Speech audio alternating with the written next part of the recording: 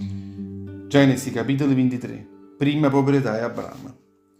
Sara campò 127 anni. Questi furono tutto l'anno la vita di Sara.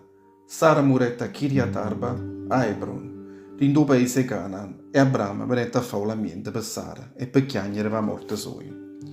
Poi Abramo Sara sai il corpo morto della moglie e parlai all'ittito dicendo: Io sono forastiero e sto passaggi in mezzo a voi. Rata una proprietà e un seburgo in mezzo a voi, per chi portasse a casa corpo e moglie e la potesse atterrare.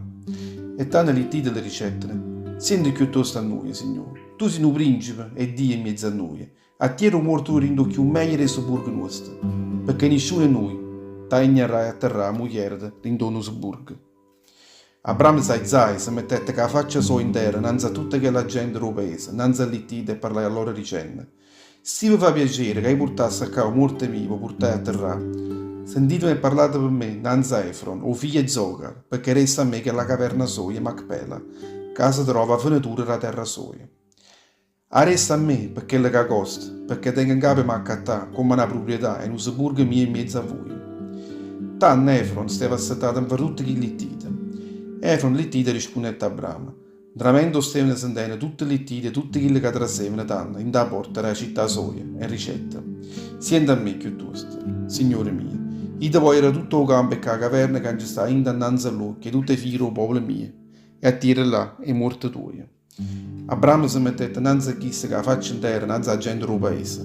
Poi parlai a Efron, innanzi a tutta la gente del paese, che stava a sentire ricetta.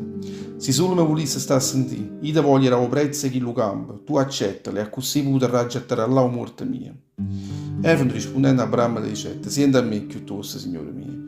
Un piezzo di terra, che può costare 400 sigli argento, e poi con un framette, attira alla morte tua.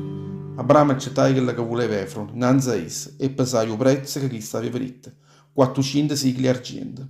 Innanzi all'occhio di tutta la gente, che lo stavano sentendo. E così che la terra Efron, che si trovava a Macpela, faccia fronte a Mamre, chi lo campo che la caverna, e tutti gli alberi che stavano in quella terra, e attorno alle emme soia, addiventaia una proprietà di Abramo. Innanzi all'occhio, e tutte le littite, e tutti quelli che stanno trasevano per in da porta della città. Abramo là atterrai Sara, moglie sua, in quella caverna, e Macpela, faccia fronte a Mamre, in da terra Hebron, e in due paesi Canaan. Chi lo campo che la caverna, che stava in da passare in mano e littita Abramo, come una proprietà, patterà là dentro, tutte morte, la famiglia soia.